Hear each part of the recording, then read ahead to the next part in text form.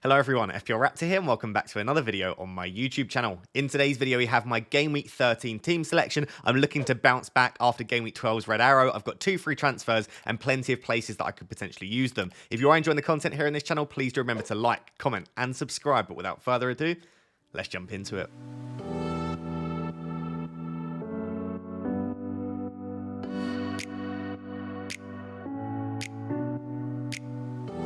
So guys, looking ahead to Game Week 13, wasting no time at all today.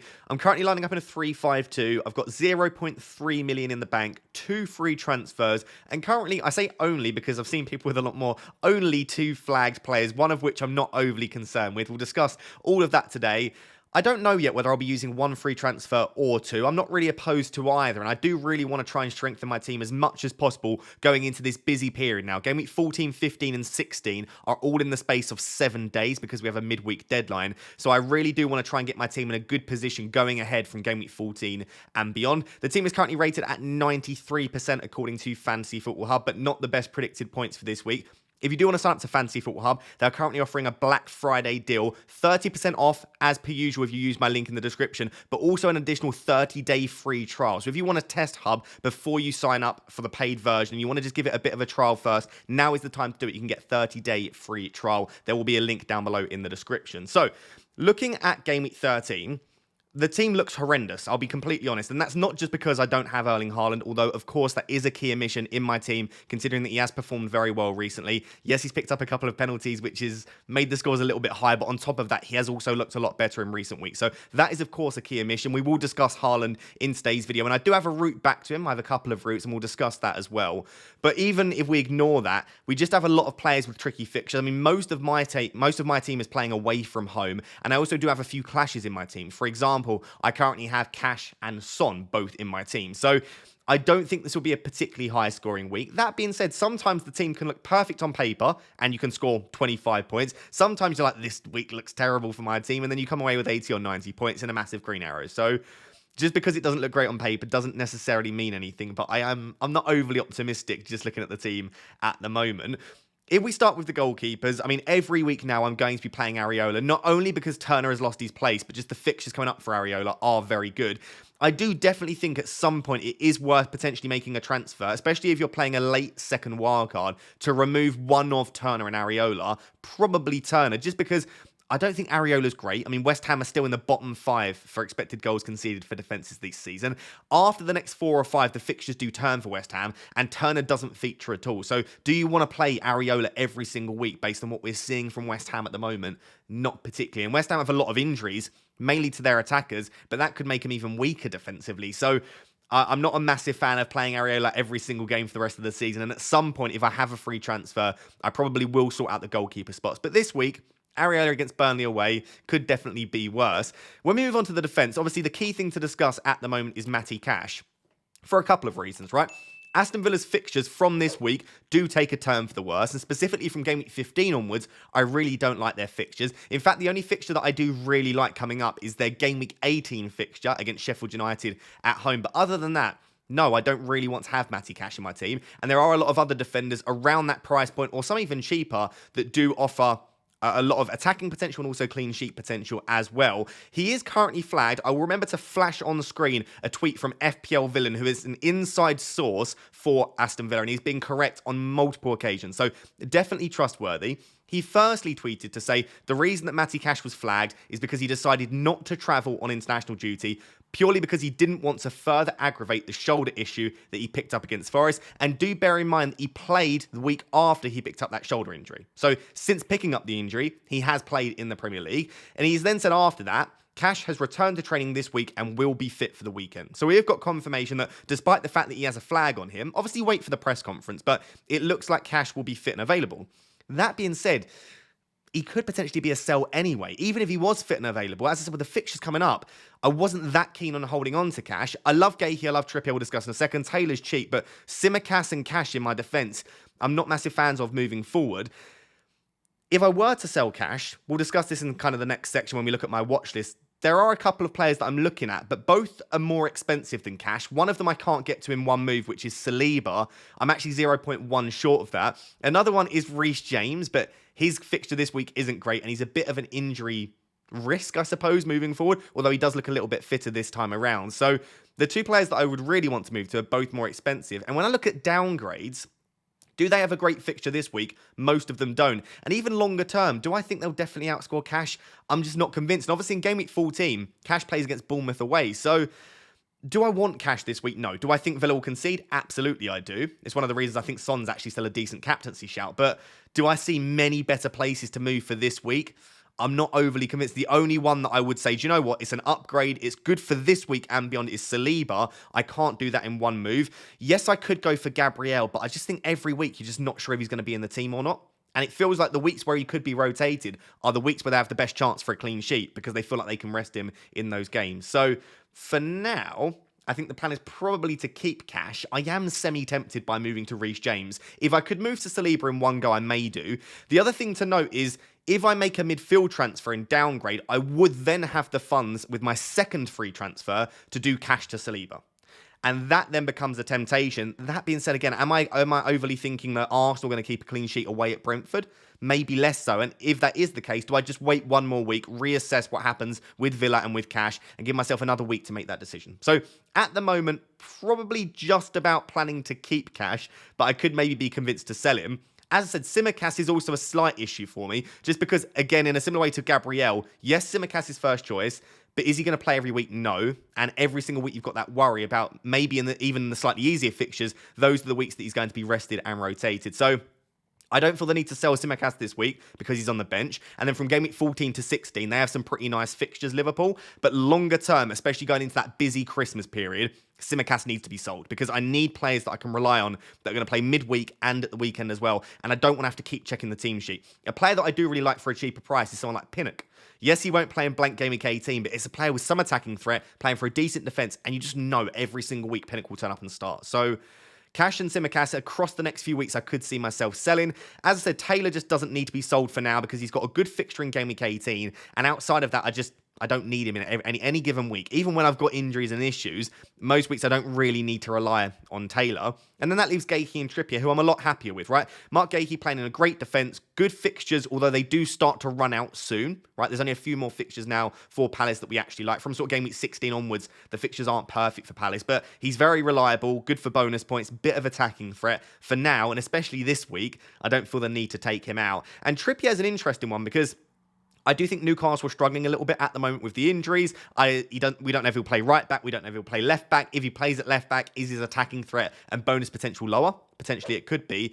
And I just think that with this busy schedule coming up and the amount of injuries that they have, Newcastle could struggle a little bit. However, we don't currently have an update on Botman. If he's back soon, that would be a massive boost. They are having some of their attackers slowly coming back too. So I'm fine keeping Trippier for now. I think it's like Game Week 16, 17 to around Game Week 19 or 20, they have a really nice run of fixtures. He has an excellent fixture in blank Game Week 18. And we have seen with Trippier, gets a clean sheet or an attacking return, and it's full bonus points. So he's a player that very, very regularly can get you between 9 and 12 points by doing very little. So for now, I want to keep Trippier. I am happy having him because I've seen a lot of teams that don't have him and maybe don't have a Newcastle defender at all. And listen, Chelsea at home isn't a great fixture, but if I were to tell you Newcastle are going to beat Chelsea at home 1 or 2-0, you'd go, yeah, do you know what? Newcastle at home are that kind of team. So I'm not putting a clean sheet out of the equation here. And for now, I think I have other issues in my team. When it comes to getting Haaland back in, which we'll discuss towards the end, it may well be that Trippier makes way, but I also think I might hold on to him and try and find another way to get Haaland because Trippier feels like such a differential at the moment because so many other teams just can't afford to get him in alongside some of their other attackers. So to put that together, for now, Gahey, Trippier and Taylor, I don't see a massive issue in my team. Tsimikas isn't an issue this week, but maybe is longer term post-Game Week 16. And then Cash is probably the one that is most likely to be sold. If he's not sold this week, there's a strong chance he's sold in 14 or probably more likely 15. And if I do move him out, I'm currently looking at a Brentford defender, if I decide to free hit in 18, or Reece James, or potentially Saliba if I can get there with the second move. So moving on to the midfield, and there are a couple of things to think about this week. One is captaincy, and then two is Jarrod Bowen and whether I sell him or not. Just to timestamp this, I'm recording this on Wednesday evening, and at the time of me recording, I don't have a definitive update on Jarrod Bowen. So by the time that you're watching this, you may well do. It is as simple as this. If he is a doubt, and a serious doubt, or he is ruled out, I will sell him. If he is not a doubt and Moyes says, yep, he'll be absolutely fine and available, then I won't sell him. So I think it is as simple as that for me. I would ideally like to not sell Bowen. I was planning on keeping Bowen for the foreseeable future, at least up until around Game Week 18, Game Week 19, because his data's good, the fixtures are good, and he plays every single game. So I loved Jarrod Bowen. I was really happy to have him. So I would ideally like to keep him. But if he is ruled out for Game Week 13 or a serious doubt, there are other players that I want, and I just don't think I'll take that risk there. So that's currently the situation with Bowen. We'll discuss in a second when we move on to my watch list, the players that I'm currently looking at bringing in for Jarrod Bowen. Some obviously very popular ones, but some other players that you could potentially move to as well. I've also got the double up on the Arsenal midfield, which, to be honest, I don't like at the moment massively. There's something just missing slightly with Arsenal this season. When you look at the data, but also the eye test as well, it's not quite clicking for them. Martinelli's data all season has been rubbish. To be honest, it was just kind of like a gut feeling punt that Martinelli's data would start to improve now that he's getting more minutes and that he would do well across these two fixtures. Obviously, the main fixture I wanted him for was in Game Week 12. Didn't do well at all. I mean, he was pretty shocking. The data was poor. So this was a bit of a flop of a transfer. Kind of wish I'd gone for Eze instead, which was my other choice. But listen, Martinelli could still in any given game do very well. And what I like about Martinelli now is beyond Brentford, the 3 or 4 fixtures beyond that for Arsenal are still pretty decent. So if I end up having other fires to put out, I don't really have a massive issue with keeping Martinelli. My only slight concern is South America. And obviously he's played, I think, both games for Brazil in the international break. And obviously he'll be travelling back as well. So I think he will get back in time to feature. I still expect him to start, but maybe his minutes will be reduced as a result. And that goes for both Alvarez and Darwin and basically any of the South American players that have played a decent amount of minutes in the international break. So I think I'm fine with Martinelli for now. Saka is very expensive for what he's offering at the moment, but he is still ticking along. Still got 10 attacking returns this season. And he is still first choice for penalties with great fixtures. And when he's fit, he's absolutely nailed. So I don't see the need to sell Saka for me, but a lot of people are asking about should they prioritise bringing him in.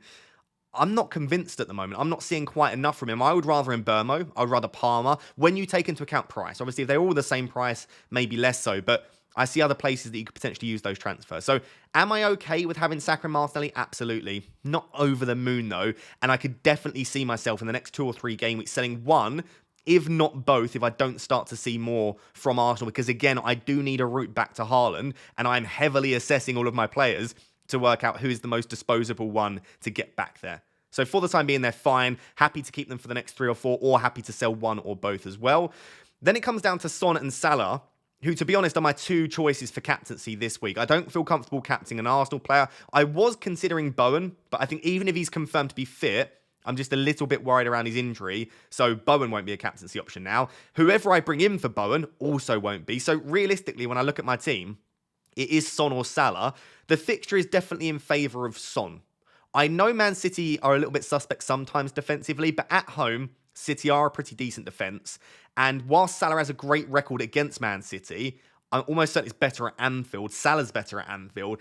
And it just feels like a game where I am blindly hoping that Liverpool beat City, Haaland stays quiet, and my captain Salah does better. It doesn't feel like a great fixture to target. I never had this penciled in as a Salah captain, right? When I was looking ahead to future weeks, I never saw this and thought, yeah, Salah's a good captaincy shout there. I always had it penciled in as a Son captain. Because not only is it a slightly easier fixture against Villa, who aren't a bad defence, by the way, but Villa are quite bad away from home, especially in comparison to how good they are at home. And also Villa play an incredibly high line. And it has been very well documented that Son is, number one, better at home, but also better against teams that play a high line. So this is a very Heung-min-Son fixture. Obviously, the thing that has changed since I penciled this in as a Son captaincy is Maddison's injured. Romero's out, Udogie potentially, obviously Van de Ven too, and they are just stacking up injuries and suspensions left, right and centre. So it looks like a game where, whilst it initially was great for Son, he's missing that creative force behind him, and because the defence isn't as solid and structured, that might affect the way that they build up. The things that I do like about Son, he still will get chances. He absolutely will, because he is that kind of player. When he gets the chances, you expect him to take them. I love the fact that Villa do play a high line, and this is a very Son game. And the other thing that I like, Spurs still haven't had a single penalty this season. I mean, in that time, Arsenal have had 6. I think Chelsea have had 5. Newcastle and Liverpool have had 4. So a lot of the other teams that play very attacking football have had 4, 5, 6 penalties. And Spurs and Son have had absolutely none. And we did have this debate around whether it would be Son, Richarlison, or Maddison on penalties. Obviously, Richarlison and Maddison are out, so Son will be on penalties now. I'm 99.9% sure. All you need is a penalty chucked in there, a normal Heung-min Son goal or assist. This feels like a game more so than Salah, Saka, Martinelli, any of my other players, where Son could get 2+ returns. Whereas I look at Salah, and whilst I think, yeah, there's a good chance, as always, that he does return, I don't think his ceiling is as high this week. So that's why at the moment I'm leading Son, but it's kind of like 55-45. Do not be surprised if I just default to Salah. And it's not due to ownership or anything like that. It's just due to his consistency. Every week that I've been unsure, since I sold Haaland in Game Week 8, I've defaulted captaincy to Salah. I haven't captained anyone else other than him. And every week he delivers for me. And it's just like, you just trust him. I trust Salah with my life. Like, I trust him so much with captaincy that if I am unsure in a given week and I don't think there's a standout captain, which there probably isn't here, I do often just say, do you know what, I'll just default to the player with the best data, playing in one of the best attacks in the league, on penalties, playing 90 minutes. So I would love to know down below, for those of you that don't own Haaland or you're looking to go elsewhere, Haaland is arguably still the best captaincy option this week, I will admit that, but I don't think it's obvious. Who do you like in my team? Is it Son, is it Salah, or is it potentially someone else? So with the forwards, I am still pretty happy with my 3 forwards, but I will acknowledge that at least 1, probably 2, will need to be sold in the next few weeks to get Haaland back. And the reason for that is 1 will need to be sold directly to move to Haaland in that spot. And then probably a second will need to be sold to downgrade to get the funds. Because currently I've got 8 good attackers. I need to downgrade 1 of those 8 to move to a cheap player to then get him back in. And I think I'll probably end up keeping my 5 midfielders, or at least playing in a 3-5-2. So basically, across the next few weeks, at different times, I will need to sell 2 of these players. And I think the one that just makes the most sense to keep probably is Ollie Watkins, just because he's so nailed and so reliable for returns. But the issue with Watkins is he's the most expensive. So keeping him makes it the most difficult for me to move back to Haaland. So I think if budget wasn't an issue, I probably would hold on to Ollie Watkins. But when I look at his price and when I look at the fixtures, if I do plan to free hit in 18, which I don't yet know, I'm trying to decide that at the moment, the fixtures outside of that just really aren't great for Watkins. So whilst his returns are there, whilst the data's there, whilst the minutes are there, the fixtures aren't. And I do think you could look elsewhere across that period, even to someone like a Dominic Solanke, who's got much better fixtures for a much cheaper price. For this week specifically, you could even argue that Watkins is a decent captaincy shout, because this is a kind of a Watkins game as well, in my opinion. We saw it large spells last year as well. Watkins can perform pretty well away from home. And when you look at the injuries and suspensions that the Spurs defence has, it's not a particularly strong defence. So, whilst I'm probably not considering captaining Watkins, I don't think he's a terrible captaincy shout. And I certainly wouldn't be selling Watkins this week. But I could understand why from sort of game week 15 onwards, you may well be looking to sell Watkins and move elsewhere. Then I've got Darwin and Alvarez playing against each other. Both of them have played a serious amount of minutes in the international break for obviously their South American teams, for Uruguay and for Argentina. Both of them could potentially be there for a doubt to start in Game Week 13. I would be very surprised if Alvarez is benched. He's just so nailed in that City team at the moment. Darwin is slightly more of a concern, just because, number one, we've seen it in the past where Darwin, when he comes back from international break, does get rested in the first fixture, especially when it is the early fixture. Last time this happened, where Liverpool had an early fixture on the Saturday, Darwin was benched in that game week. And on top of that, this feels like it could be a bit of a Gakpo fixture. You wouldn't be surprised to see Darwin start on the bench and then come off the bench to do some damage if Liverpool, or if and when Liverpool need him. So I wouldn't be surprised to see Darwin start on the bench here. I'm hoping, fingers crossed, we will get early team news, right? Because it is the early kickoff between Liverpool and Man City, I'm hoping that we get news around Darwin and Alvarez. If one of them is benched, it makes my life so easy, right? I just start the other one. If neither are benched, I do think I lean towards Darwin, right? If both Darwin and Alvarez start, I just think the data is so much in favour of Darwin. Yes, it's away from home. I would still probably just start Darwin. If both are benched, I then have a decision to make around what I do. Do I sell one of them? Do I move elsewhere? Do I try and maybe sell a defender instead and move to a 4-4-2? A 4-5-1 and just play Ollie Watkins? So I guess it will all depend around early team news, but my prediction at the moment is that either one or both will start. I'd be very surprised if both are benched, and then therefore it makes it easy for me. I'll either start Darwin or I'll start Alvarez. So it should be okay, but I will be on my deadline stream on Saturday. Make sure you obviously tune into the deadline stream. Be making that decision last minute, and hopefully that team news that we get will make it a little bit easier for me. Around longer term, who do I think I'll keep out of Darwin and Alvarez? At the moment, the plan is Alvarez. just because he's more nailed. And I know once De Bruyne is back, he won't be as nailed. But at the moment, Alvarez is very nailed. I think the fact that he might have a double game week in 20 is very nice. I think the fixtures are pretty good. And post-game week 16, not only do Liverpool's fixtures turn for the worse, but obviously Darwin just becomes less and less now the more fixtures that Liverpool have that start to pile up. And I just worry about his minutes longer term. So the plan kind of at the moment, roughly speaking, is to keep these three forwards as they are until around game week 16. And then I'll probably be selling Darwin just because the fixtures turn. And then one of Watkins and Alvarez. And I just have to kind of decide who I want to keep longer term out of those two. But for this week specifically, I'm hoping one of Darwin and Alvarez start. I'm hoping, obviously, Watkins does fairly well. And yeah, that finishes off the team. So just to recap, I don't think cash will be an issue with respect to him starting. I think he's fit to start and he should be fine. But I am still looking at maybe selling him anyway. Saliba would be my preferred choice. Jared Bowen, the rumours going around at the moment sounds like he'll need to be sold.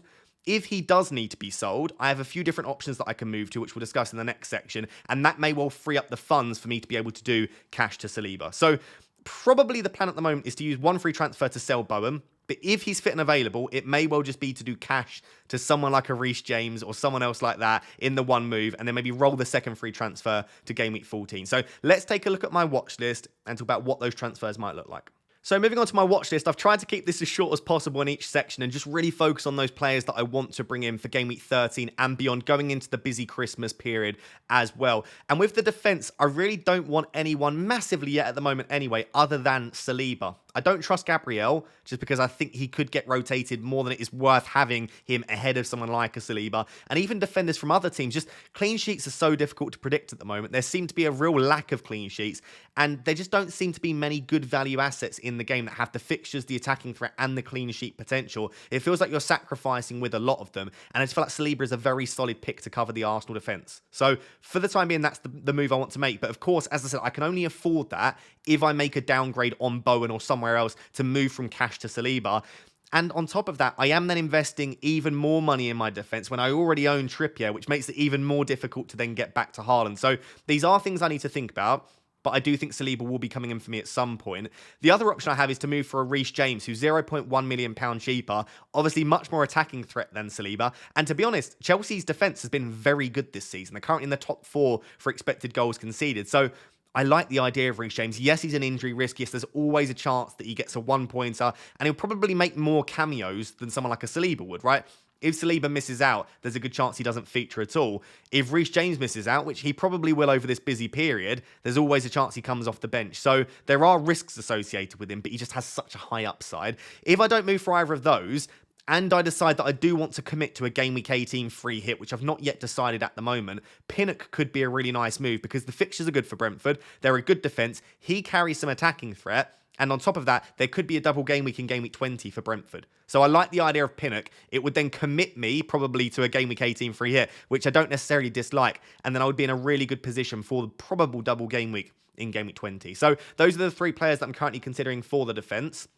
For the midfield, there are more than these 4 players, but these really are the 4 players that I want. Palmer, Eze, Mbeumo, and Kudus. And again, this would be for Jared Bowen if he is confirmed as injured or if he's a serious doubt for game week 13.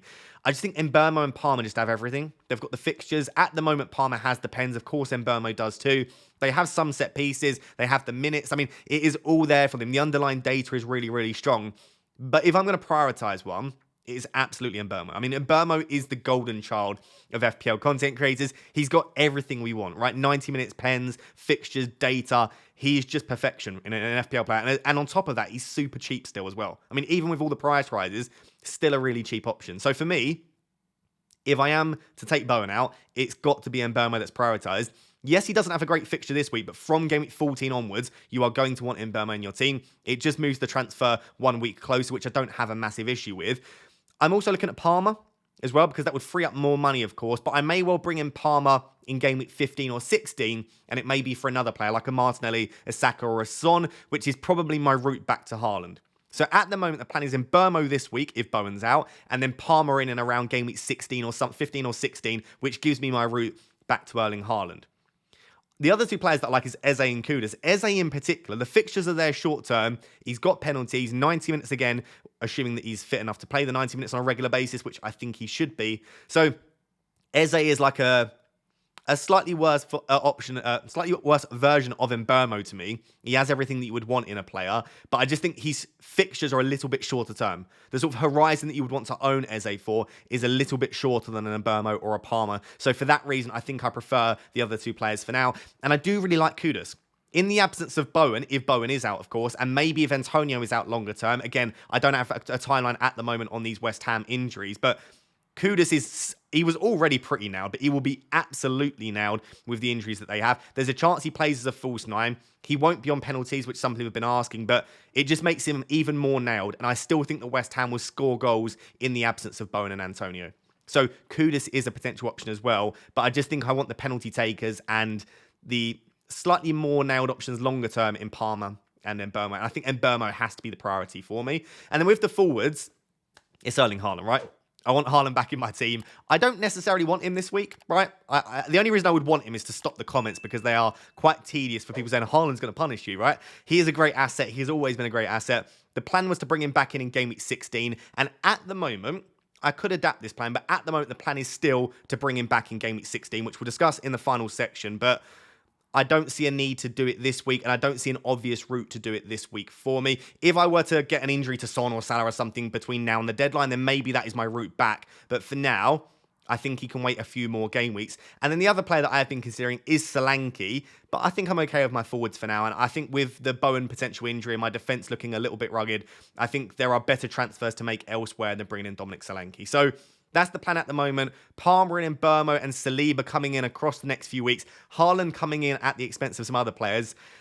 Just to show you, by the way, it's the same every week, and I assume that you guys think it's pretty funny as well. Fantasy Football Hub is still telling me to sell Salah and buy Haaland. That's not because they think Salah's a bad option again. It's that they don't think Alvarez is a very good option. For some reason, they don't rate him particularly highly. And they obviously think that Haaland is comfortably the best asset in the game, which he probably is. So every week they recommend that I sell Salah and I buy Haaland. But an alternative option is they do recommend selling Matty Cash because his points projection isn't very high coming up. And they actually recommend bringing in Fabian Schär. Is someone I've not really considered because I have Kieran Trippier. But do you know what? There probably are worse things to do than doubling up on the Newcastle defence because they just keep so many clean sheets. And obviously Fabian Schär is at the moment 1 billion% now than he was anyway with some attacking threat. So there's some decent options there. By the way, if you do want to get access to all of the stats that I use in all of these videos and also the AI recommended transfers, there is currently a 30-day free trial for Black Friday over at Fantasy Football Hub, plus 30% off. All you need to do is get the free trial, and the discount is click my link in the description. Try it out, and if you don't like it, then you can always cancel. But after that, you do get the 30% off, which I think is really, really good. So guys, just quickly at the end, I've had a lot of questions around Erling Haaland, and rightly so. How am I planning on bringing him back in? And for those of you that did follow me in selling him, hopefully it pays off over the next few weeks. I think it's got okay so far. Maybe we're slightly down on points, but it's certainly not bad. I've gone from 3.4 mil to 500k since I sold him. So it's certainly kind of gone that badly. But of course, his couple of 16 pointers recently has hurt. So we do need to bring him back in at some point. And that was always the plan. Let's think about how to do that. And this plan will change, right? Because things that you don't expect to happen always occur. For example, BOWEN was always going to stay for me. He was never going to be the one that would be sold. All of a sudden, if he is injured for game week 13, he probably will be the one that's sold, right? So things happen and change. And if I get an injury to Salah or Son or Watkins, then it makes my decision making a lot easier. So we need to wait and see what happens. But I do think it's worth starting to think about and starting to move in a direction that you would want to be able to get Haaland back in. So this is the way that the team will look for 13. If I use 2 free transfers, which I don't know if I will be at the moment, but let's say that I bring in Mbeumo for BOWEN and Saliba for cash. That's both of my free transfers used. And without the current price changes, that's 0.5 mil. It could end up being like 0.3 or 0.2, but I should have enough to be able to get BOWEN and cash out and to bring Saliba and Mbeumo in, which I am happy with long term. Of course, some people will say, but Ross, they are playing against each other this week. And of course they are, but this is for the long term. And I can't predict this fixture, and me bringing in one or both doesn't impact the end result. So yes, it's not ideal for this week, but I'm not overly bothered about that kind of thing. It could still be the case that both somehow pick up points. So game week 13 will look something like that. Of course, if I don't make the Saliba move in 13, I may just well make it in 14, but the team would end up looking very similar for 14, and I don't need to use a transfer for 14, right? Salah would get the captaincy back off Son. The team is looking perfectly okay. It would probably run in a very similar way. Simicast may come back in against Fulham at home. The team has got a very decent rating. There's no need, unless I have a major injury issue, to do anything with my team in 14, which I mean, going into 15, I've got 2 free transfers. And I've got a few options here, right? I could just bring Haaland in 15. This is the week that I've got 2 free transfers. He's got Villa away in 15, which isn't a horrible fixture, and certainly a fixture you could see him doing well, and then I have him in for 16, or I could make 1 or 2 transfers to start prepping to bring him in the week after.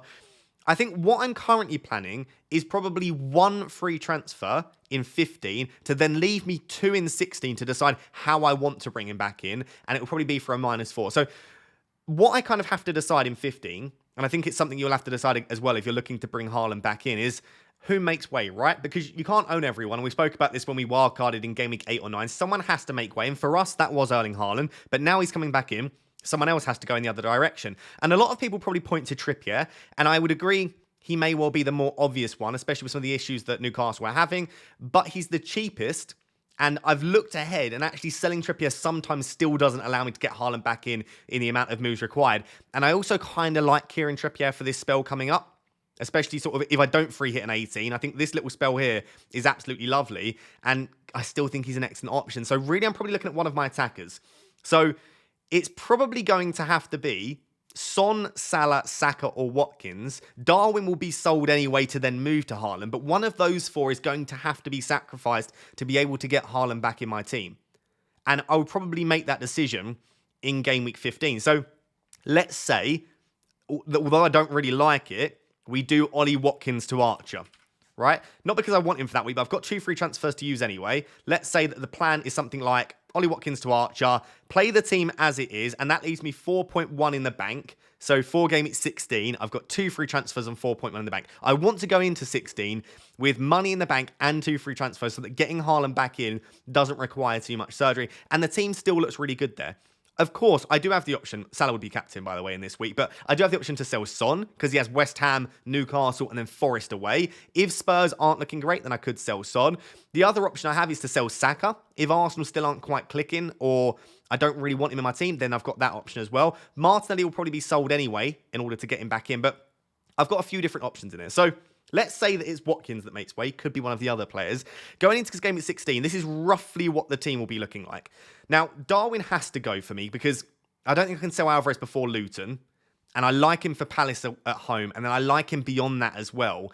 And I just think that the fixtures start to turn a little bit for Liverpool. And again, around this busy period, I just don't know how many minutes Darwin's going to get. So at the moment, the plan is probably Darwin out for Haaland. And I've got 2.5 million to find. Now, a really easy way to do this with free transfers is just to sell Son for Palmer.